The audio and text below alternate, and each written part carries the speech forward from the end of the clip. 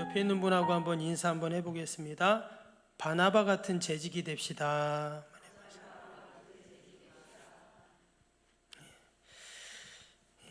왜 바나바와 같은 재직이 돼야 될까요? 왜 바나바와 같은 재직이 돼야 될까? 성경에 보니까 이 바나바라는 사람이 초대교회의 재직이었습니다. 여기서 초대교회라고 하면 예루살렘 교회라고 이제 말할 수가 있겠죠. 바나바에 대해서는 제가 몇 번 말씀을 드렸는데, 우리가 오늘 재직 세미나잖아요. 재직이 다 참여하셔야 되는데 이렇게들 다 바쁘신지 모르겠어요. 과연 재직이 뭔가, 또 재직의 사명이 뭔가, 또 교회에서 재직의 위치가 어떤 것인가를 우리가 잘 알 때 또 우리가 이 재직의 사명을 잘 감당할 줄로 믿습니다. 근데 성경을 보니까 우리는 답을 어디서 찾습니까? 성경에서 찾아야 됩니다. 성경에 보니까 누구보다 이 재직의 사명을 잘 감당했던 사람이 누구냐? 바나바였어요. 이 바나바라는 사람은 이제 사도행전에 나오죠. 4장에서부터 이제 이 바나바라는 이름이 나오는데요. 사실 이 바나바는 초대교회 지도자라고 말할 수가 있습니다. 우리가 재직들은 다 지도자입니다. 목사님만, 장로님만 지도자가 아니라 우리 집사님들, 권사님들 다 우리는 지도자들이에요. 아멘. 하나님이 우리를 그렇게 주님의 몸된 교회에 재직으로 지도자들로 이제 세워주셨는데, 한 가지 보면 항상 바울하고 바라오하고 이 바나바하고 함께 나옵니다. 그런데 처음에 나올 때는 누구 이름이 먼저 나오냐면 바나바 이름이 먼저 나와요. 이것은 그냥 성경이 쓴 게 아니라 이유가 있습니다. 11장 30절에 보면 한번 띄워주실래요? 여기 보니까 이제 여기 바나바가 나오는데, 이를 행하여 바나바와 사울의 손에서 장로들에게 보내니라. 여기서 사울은 누구냐면 이제 바울을 말합니다. 근데 누구 이름이 먼저 나왔어요? 이 바나바라는 사람이 먼저 나왔어요. 우리가 생각하기에는, 여러분 바울이 얼마나 유명합니까? 그렇죠? 우린 다 바울을 아는데, 근데 실제로 성경에는 바울보다 이 바나바라는 이름을 먼저 썼다는 거예요. 또 12장에도 보면 12장 25절에 바나바와 사울이 부조의 일을 마치고 마가라는 요한을 데리고 예루살렘으로 돌아오니라. 여기도 보면 바나바가 먼저 나왔죠. 13장도 볼까요? 13장 2절에도 보면 주를 섬겨 금식할 때 성령이 이르시되 내게 불러 시키는 일을 위하여 바나바와 사울을 따로 세우라. 여기도 보니까 바나바가 이제 먼저 나와요.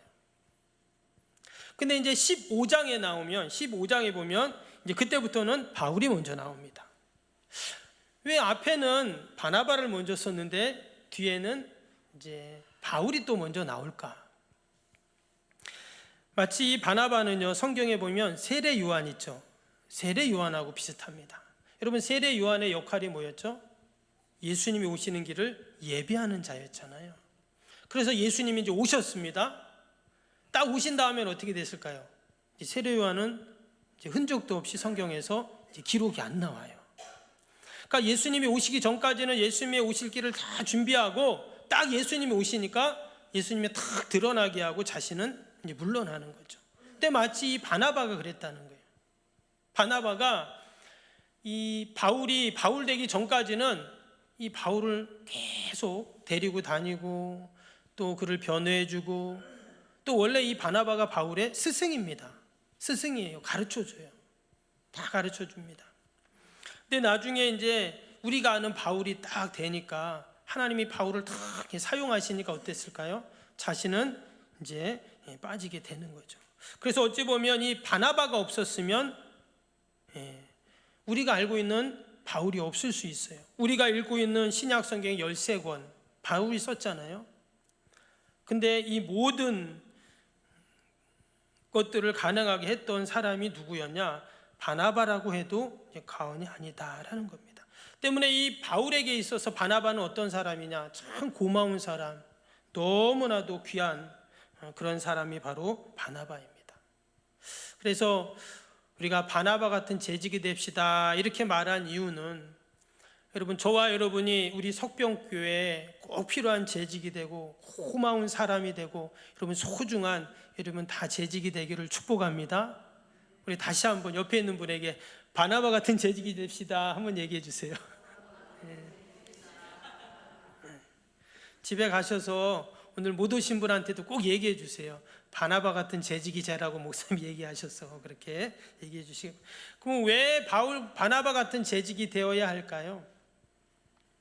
오늘 27절 한번 보겠습니다. 27절 제가 한번 읽을게요. 바나바가 데리고 사도들에게 가서 그가 길에서 어떻게 주를 보았는지와 주께서 그에게 말씀하신 일과 다메섹에서 그가 어떻게 예수의 이름으로 담대히 말하였는지를 전하니라. 여기가 바나바가 지금 누군가를 데리고, 여기서 사도들은 예수님의 제자거든요. 그 누군가를 데리고 예수님의 제자들에게 갔다는 거예요. 그리고 뭐라고 했냐? 이 사람이 어떻게 주를 만났고 주를 받고 주님이 말씀하시고 이거를 바나바가 다 얘기해 줬다는 거예요. 누구를요? 바울을 그렇게 했다는 거예요. 그래서 이 바나바는 어떤 사람이냐? 늘 연약한 사람을 도와주는 사람이었어요. 그러니까 이 바울이 원래는 우리가 아는 것처럼 모았던 사람이에요. 예수 믿는 사람들을 핍박하고 가두고 이런 사람이었잖아요. 그래서 예수님 믿는 사람 당시 바울이라는 이름만 들어도 어떻습니까? 치를 떨었어요. 그 사람, 그 유대인 진짜 마음서 다 치를 떨었어요. 우리가 아는 것처럼 스데반이 순교할 때 누가 거기 있었어요? 바울이 거기 있었단 말이에요. 그 주동자였거든요. 그러니까 다 바울을 피하고 뭐 그랬는데, 그런 바울이 예수님을 만난 거예요. 그러면 사람들이 그거를 여러분 믿어줄까요? 안 믿어줄까요? 아니, 어제까지는 막 예수님 믿는 사람들 핍박하고 잡아 가두고 막 그냥 때리고 막 이랬던 사람이 나도 예수님 믿어, 니네하고 똑같아 이러면은 누가 금방 믿겠어요? 그 26절 한번 보세요. 앞에 26절에 뭐라고 했냐면, 사울이 예루살렘에 가서 제자들을 사귀고자 하나 어떻게 해요? 다 두려워하여 그가 제자됨을 믿지 않았어요. 안 믿어요. 사람들이 저거 뻥친다고, 거짓말한다고 이제 막 그런 거예요. 저러다가 휙 바뀌어가지고 언제 우리를 또 잡아 고발할지 모른다고 다 그렇게 생각한 거예요. 그런데 그때 바나바는 어떻게 했다는 거예요? 그런 바울을 품어준 거예요. 그런 바울을 막 제자들에게 데리고 가면서 아니라고, 이 사람 옛날엔 그랬는데 지금은 아니라고 하면서 변호를 해줬다. 여러분, 이게 쉬울까요? 쉬운 일이 아니에요. 결국 28절 보세요. 28절 이제 사도들이 어떻게 했냐면, 사울이 제자들과 함께 있어 예루살렘을 출입하며, 이제 제자들이 함께 합니다. 어떻게 해요? 바나바가 다 이렇게 변호해주고 얘기해주고 해줬다는 말이에요. 그러니까 이 사울 바울의 입장에서는 바나바가 얼마나 귀한 사람인지 모르겠어요. 아마 바나바도 오해를 받을 수 있어요. 야, 저 사람도 저러다 바울한테 넘어갔나 보다, 이제 바나바까지 저렇게 돼서 큰일 났다, 이럴 수 있잖아요. 그럼에도 불구하고 바나바의 수고와 섬김과 사랑을 통해서 정말 바울이 바울되고, 그를 통해서 하나님의 놀라운 구원의 역사를 이루어 가셨죠. 여러분, 저와 여러분이 우리 석병교회에 다 바나바 같은 재직이 되시기를 축복합니다. 아멘. 내가 바나바가 되면 돼요. 뭐 딴 사람은 둘째치고 내가 바나바가 되면 됩니다. 뭐 교회에서뿐만이 아니에요. 여러분, 우리의 가정에서도 내가 바나바가 되고, 내가 직장에서도 내가 바나바가 되고, 우리 마을에서도 내가 바나바가 되면 어때요? 그러면 하나님이 나를 통해서 늘 구원의 역사를 내가 있는 곳에서 늘 이루어 가시는 줄로 믿습니다. 바나바가 이처럼 귀한 재직의 사명을 감당하니까 교회가 어떻게 됐냐면요, 31절 보겠습니다. 그리하여 온 유대와 갈릴리와 사마리아 교회가 평안하여 든든히 서가고 주를 경외함과 성령의 위로로 진행하여 수가 더 많아지니라. 참, 이 한 사람의 재직이, 바나바 같은 재직이 어떤 영향력을 끼치는가를 우리에게 말씀하고 있어요. 어떻게 해요? 그 바나바 때문에 교회가 평안하고 든든히 서가고, 하나님을 경외하고 성도들이 하나님을 경외하고 성령의 위로를 받고, 더 나아가서 수가 더 많아, 교회가 부흥했다는 말이겠죠. 여러분, 우리가 이 바나바의 모습을 보면서 저와 여러분이 우리 석병교회 정말 바나바 같은 재직되기를 축복합니다. 뭐 잘못하면 근데 여러분, 바나바가 무슨 우상이 되면 안 됩니다. 우리는 늘 누구를 따르고 누구를 본받아야 돼요? 예수님이죠. 절대 사람을 본받으면 안 됩니다. 뭐 목사님을 본받고 뭐 장로님을 본받고, 아니 우리가 모범이 되는 모습은 있어요. 그러나 여러분, 우리가 본받을 분은 바나바가 아니라 바나바 안에 역사하신 우리 주님이신 줄로 믿습니다. 그걸 보는 거죠. 근데 보니까 이 바나바가 어느 날 갑자기 이런 사람이 된 게 아니었어요. 사도행전 4장에 보니까요, 4장에 이런 말씀이 나옵니다. 4장 한번 볼까요? 4장 36절, 제가 읽어드릴게요. 구브로에서 난 레위인이 있으니 이는 요셉이라. 사도들이 일컬어 바나바, 번역하면 권위자라 하니 그가 밭이 있음에 팔아 값을 가지고 사도들의 발 앞에 두니라 그랬어요. 먼저 여기 보면 구브로에서 난 그랬어요. 그러니까 이 사람 고향이 구브로죠. 근데 거기서 레위족인 이렇게 나왔어요. 레위족이랬어요. 그러니까 이 바나바라는 사람은 레위 지파 사람인 거예요. 그러니까 그의 조상들이 누구예요? 레위 지파, 제사장 지파였던 사람들인 거예요. 그럼 여러분 아시지만 우리가 뭐 수요 예배 때도 계속 민수기 말씀 보는데, 여러분 레위 지파는 어땠죠? 기업이 없어요. 그래서 모든 이스라엘 백성들이 가져온 11조를 레위 지파에게 준다 그랬죠. 그리고 처음 거는 누구에게 줘요? 아론과 제사장들에게 준다 했어요. 그러면 늘 그들은 사람들이 가져오는 것을 거기서 11조를 이 레위 지파가 가지면 어때요? 땅도 없어요. 밭도 없어요. 그러면 조상들이 없으면 어때요? 자손들도 없는 거예요. 왜? 당시에 이스라엘 백성들은 땅을 사고 팔 수가 없잖아요. 그렇죠? 하나님이 딱 정해놨기 때문에. 그런데 지금 이 레위인 구브로에서 난 이 레위인 이 바나바가 어떻게 밭이 있었는지 모르겠어요. 아마 오랜 시간이 지나면서 뭐 밭을 소유할 수도 있죠. 그러나 원래부터 조상들이 땅을 갖고 돈이 많은 사람들이 아니었다면 아마 그가 가지고 있었던 밭도 그렇게 뭐 어마어마하게 부자는 아니었을 거예요. 우리는 추측을 해볼 수가 있죠. 그럼에도 불구하고 뭐라 그랬냐? 자신이 갖고 있는 밭을 다 팔아가지고 사도들 앞에, 이 말은 교회 앞에 내놨다는 거예요. 왜? 당시에 못 먹고 가난하고 힘들고 이런 사람들이 다 교회로 몰려왔거든요. 왜? 그 사람들 왜 쓰라는 거예요. 이 참 바나바라는 사람이 보통 사람이 아니에요. 기꺼이 자신의 것을 내어주고 헌신할 수 있는 그런 사람이었다는 것을 우리가 알 수가 있습니다. 이런 바나바를 통해서 여러분, 초대교회가 어떻게 해요? 예루살렘 교회뿐만 아니라 우리가 앞에 읽었던 말씀처럼 유대와 갈릴리와 사마리아의 모든 교회들이 평안하고 든든히 서가는, 여러분, 이런 은혜가 있었는 줄로 믿습니다. 그래서 여러분, 한 사람이 참 중요해요. 한 사람. 바울 한 사람 얼마나 중요합니까? 그죠? 바울 한 사람 너무 중요하죠. 바나바 이 한 사람이 너무 중요해요. 저와 여러분도 마찬가지입니다. 나 한 사람으로 끝나는 게 아니라, 여러분, 내가 바나바가 될 때, 내가 바울이 될 때, 내가 우리 처한 곳에서 작은 예수가 될 때, 여러분, 하나님께서는 놀라운 구원의 역사를 나를 통해서 분명히 이루어 가시는 줄로 믿습니다. 그리고 무엇보다 이 사람은 어떤 사람이냐? 오늘 31절에 보니까 뭐라 그랬어요? 31절에 그리하여 온 유대와 갈릴리와 사마리 교회 평안이 든든히 서가고 주를 경외함과 성령의 위로로 진행하여 수가 더 많아지니라. 여기 보면 성령의 위로라는 말이 나왔어요. 이 성령님의 역사잖아요. 즉 이 바나바는 어떤 사람이냐? 늘 성령님의 인도하심을 따라가는 자였어요. 성령님의 인도하심.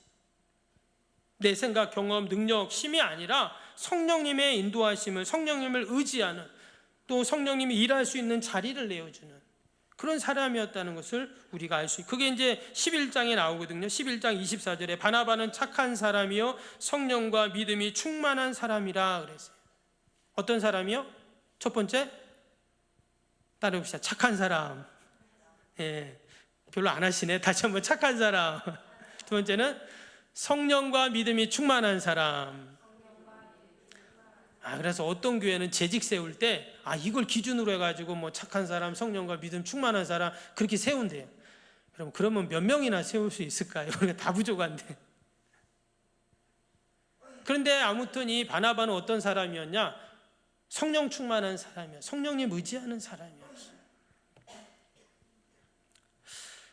여러분, 저와 여러분이 늘 성령님 의지하고 또 성령님 따라가고 또 성령님의 인도하심을 바라는 저와 여러분이 되기를 축복합니다. 때로는 내 생각이나 내 경험과 또 여러분 내 마음이 있지만 어떻게 해요? 성령님을 따라가는 거예요. 왜? 성령님은 진리의 영이기 때문에 바른 길로 가시겠죠. 우리를 바른 길로 분명히 인도하실 겁니다. 그래서 13장에도 보면 이 바나바가 늘 성령님을 의지했던 그 모습이 있어요. 13장 2절에도 주를 섬겨 금식할 때에 성령이 이르시되, 그리고 또 13장 4절에도 보면 두 사람이 성령의 보내심을 받아, 이거 보면 계속 성령이 나오잖아요. 성령님 의지했다는 그런 말인 거예요. 파송할 때도 또 전도할 때도 또 그들이 교회를 섬길 때도 늘 성령님을 의지했던 그 모습들을 우리가 볼 수가 있습니다. 여러분, 늘 성령님 의지하는 저와 여러분 되기를 축복합니다. 마지막 하나 더 보면 15장 37절 38절에 바나바에 대해서 뭐라고 말했냐면요, 제가 한번 읽어드리겠습니다. 15장입니다. 바나바는 마가라는 요한도 데리고 가고자 하나 바울은 밤빌리아에서 자기들을 떠나 함께 일하러 가지 아니한 자를 데리고 가는 것이 옳지 않다요 그랬어요. 이 말씀이 어떤 말씀이냐면, 우리가 아는 것처럼 바울이 1차 전도 여행을 가잖아요. 근데 가다가 이 마가 요한이라는 사람, 이 마가 요한이라는 사람이 중간에 그 전도팀에서 이탈을 합니다. 정확히 성경에 안 나와요. 왜 그런지. 대부분 학자들이 말하기를 아마 너무 힘들어서 중간에 빠졌을 거다 이렇게 얘기를 합니다. 근데 그로 인해서 이게 여러 가지 차질이 생긴 거예요. 그래서 2차 전도여행을 나갈 때는 그러면 마가 요한은 놔두고 가야 된다, 그 얘기를 바울이 하게 됩니다. 그때 바나바가 뭐라고 했다고요? 아니라는 거예요. 뭐 실수도 있고 부족하지만 그래도 좀 데려갑시다, 이렇게 얘기를 한 거예요. 근데 바울은 전체적인 모든 팀들과 이 사역을 위해서는 조금 그런 게 있지만 그래도 마가 요한을 두고 가야 된다. 그때 이 바나바가 어떻게 했다고요? 그러면 나는 이 마가 요한을 데리고 따로 가겠다 그러는 거예요. 근데 이 바나바가 자기의 고집을 피운 걸까요? 그렇지 않죠. 우리 앞에서 지금 계속 읽은 말씀에 뭐라고 했어요? 이 바나바는 뭘 의지한다고요? 성령님 의지하는 분이라 했잖아요. 그래가지고 마가 요한을 데리고 따로 그를 교육시키고 그를 베드로에게 연결시켜줘서 이제 사역을 진행하게 됩니다. 나중에 보면 이 바울이 이 마가 요한과 함께 마음을 모으고 힘을 모으고 했던 모습들이 이제 사도행전에 이제 기록이 되어 있죠.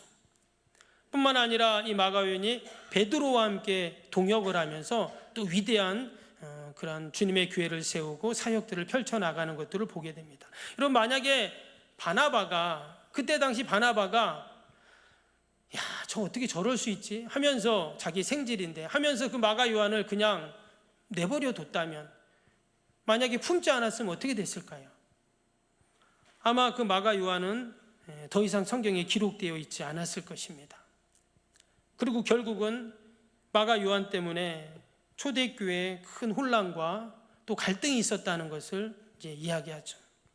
그러나 이 바나바가 끝까지 어떻게 해요? 그를 돌보고 또 그를 가르치고 또 격려하고 그의 믿음을 세워주었기에, 여러분 지금 저와 여러분이 그 마가복음을 읽는 여러분 그러한 은혜와 축복이 분명히 있는 줄로 믿습니다.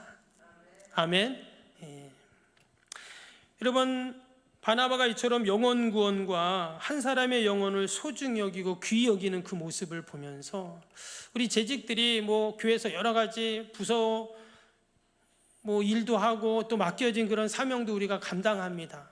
근데 많은 일이 다 중요하지만, 교회 일은 중요하지만 가장 중요한 게 뭘까요? 가장 중요한 거는 여러분 영혼 구원이고 그 한 영을 위해서 함께 기도하는 일인 줄로 믿습니다. 그럴 때 주님의 교회가 든든히 서갔다, 이런 말씀이 나오게 되는 것이죠. 요즘에 종종 북한에 대한 뉴스가 자주 나오는 것을 봅니다. 그죠? 지난번에 우물풍선 막 그냥 보낸 것들도 그렇고, 또 얼마 전에는 미사일 또 실험을 했다고, 아시는 것처럼 러시아에 지금 북한군을 파병을 했다고 하죠. 전 세계가 그것 때문에 지금 아주 이슈가 돼서 참 너무나 많은 사람들이 참 안타까워하는 그 모습을 보게 되는데, 근데 그때 이제 뉴스가 나오면서 자주 등장하는 한 사람이 있어요. 누구죠?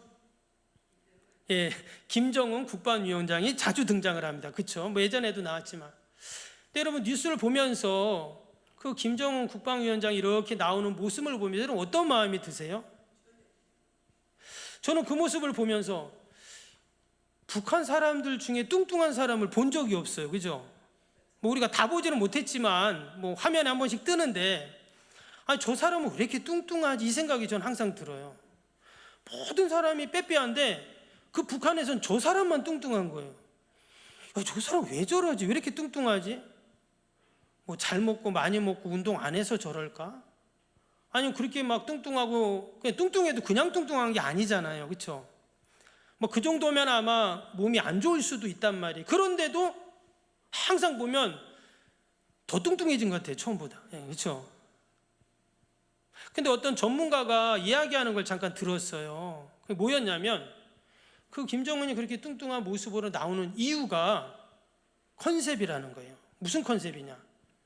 자기 할아버지 김일성을 따라한다는 거예요. 왜냐? 그러니까 그 북한 주민들에게는 옛날 그 김일성에 대한 그런 사상이 있다는 거예요. 김일성을 존경하고 뭐하고 이런 게 있기 때문에 자기가 할아버지를 흉내내고 따라하기 위해서 그렇게 한다는 거예요. 자기의 리더십이나 이런 게 부족하니까. 근데 그 얘기를 듣는데 맞는지 안 맞는지는 모르겠지만, 그 얘기를 딱 듣는 순간 너무 불쌍해 보였어요. 야, 참 저 한 사람 때문에 얼마나 많은 사람이 고통을 당합니까? 그런데 저런 잘못된 헛된 저 생각과 모습으로, 그래서 한 사람이 얼마나 잘못된 생각과 판단이 얼마나 무서운가를 다시 한번 그렇게 생각하게 되죠. 반면에 이런 바나바 같은 이러한 성령님을 의지하고 또 한 영혼을 품고 또 주님의 교회를 사랑하는 이 귀한 재직 한 사람으로 인해서 그의 헌신과 수고를 통해서 여러분 초대교회가 든든히 서가고, 무엇보다 바울이라는 위대한 인물이 여러분 세워졌습니다. 저와 여러분이 다시 한번 말씀드리지만 꼭 석병교회에 바나바 같은 재직이 되시기를 축복합니다. 그런 마음으로 내년도 2025년도도 귀한 재직의 사명을 감당하시기를 바랍니다. 여러분 나눠드린 이 프린터물 한번 볼까요? 시간이 좀 많이 갔는데 잠깐만 한번 뒤에 있습니다. 뒤에 좀 나눠주세요. 내용이 4페이지가 되거든요. 그래서 많아서 이걸 하나하나 다 읽으면서 할 수는 없습니다. 여러분 이제 집에 가셔서 읽어보시라고 제가 이렇게 복사를 해드리는 거예요. 그래서 여러분 집에 가서 한번 보시면 좋을 것 같고요. 이 내용은 우리 총회 헌법에 나오는 그 책에 나오는 그런 내용입니다. 그걸 제가 요약을 한 겁니다. 그래서 재직이 뭔지, 왜 재직을 교회에 세우는지, 그리고 재직 훈련에 대한 내용이 앞에 부분 나오고요. 그 다음에 재직의 자세라는 게 있습니다. 그러니까 재직으로 내가 사명을 교회에서 감당할 때 어떠한 마음가짐을 가져야 되는가, 청지기로서, 주인으로서 기도하는 자세, 성경 있는 전도하는 자세, 주일 지키는 자세, 예배에 대한 정신적 여러 가지 그런 자세와 마음가짐에 대한 내용이 쭉 나왔어요. 그리고 이제 재직이 하는 일이 봉사인데요. 여러분 우리가 재직 사명 감당하면서 무슨 월급을 받고 그런 게 아니잖아요. 그렇죠? 사례받는 게 아니죠. 봉사입니다. 봉사인데 봉사할 때 어떻게 하는가, 특히 기도를 할 때 기도 담당 있죠? 그리고 넘겨보세요. 2페이지 뒷면입니다. 안내를 하는 또 일을 하죠. 또 봉헌을 또 하게 됩니다. 또 우리 찬양을 하죠. 특별히 우리 찬양단, 찬양으로 우리가 또 봉사를 합니다. 이렇게 여러 가지 재직이 봉사하는 그런 모습들이 있어요. 그래서 어떻게 재직이 잘 봉사할 수 있는가에 대한 내용과 기준을 쭉 설명해 줍니다. 그리고 재직이 어떻게 예배 생활해야 되는가, 말씀 생활, 기도 생활해야 되는가, 또 헌금 생활해야 되는가, 이런 내용을 또 쭉 설명을 하고 있습니다. 넘기셔서 3페이지에 보시면 재직의 직무가 있습니다. 여기 보면 장로의 직무, 또 집사의 직무, 또 권사의 직무, 또 권찰 구역장의 직무, 이렇게 좀 구분을 좀 해놨는데요. 내용은 비슷합니다. 그래서 재직이 이런 일을 직무를 감당하는구나 이제 아시면 됩니다. 그 다음에 재직이 소속되어 있는 게 이제 재직회입니다. 그래서 재직회는 무엇이고 어떻게 구성되고 운영이 되고 재직회가 하는 일은 뭔가, 또 교회와 당회와의 관계는 어떤가, 이런 내용이 여기 쭉 기록이 되어 있습니다. 이것도 여러분들이 한번 집에 가서 읽어보시면 되겠습니다. 마지막 4페이지 맨 뒷면이거든요. 여기 보면 재직회 부서가 나옵니다. 우리도 보면 재직회 부서가 여러 부서들이 있어요.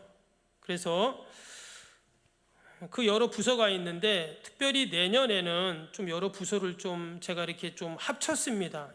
옛날에는 좀 이렇게 전도부도 따로 있고 선교부도 따로 있었잖아요. 근데 그거를 전도 선교부 이렇게 합치고요.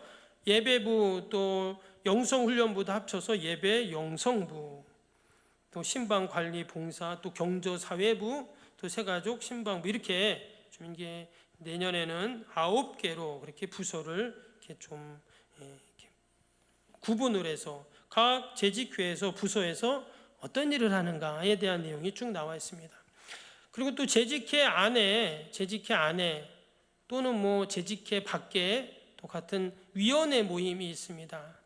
이게 특별위원회도 있을 수 있고요, 임시위원회도 있을 수 있는데 저희 교회는 7개가 있어요. 그래서 결국 이제 재직회 회원들이 위원회 또 이제 회원이 되고 또 하는데, 저희 교회는 7개 이렇게 위원회가 또 일을 한다 하는 것입니다. 그 다음에 공동위회, 당회, 재직회, 또 각 자치단체가 있죠. 또 재직화와는 어떤 연결이 되는가, 이런 내용이 또 적혀 있습니다.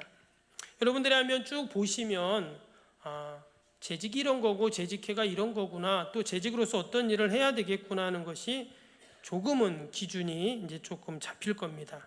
여러분 요거를 놔두고 가지 마시고 딱 접어가지고 성경책에 딱 뽑아가지고 집에 가셔서 심심할 때 한번 꼭 읽어보시기를 바랍니다. 아멘.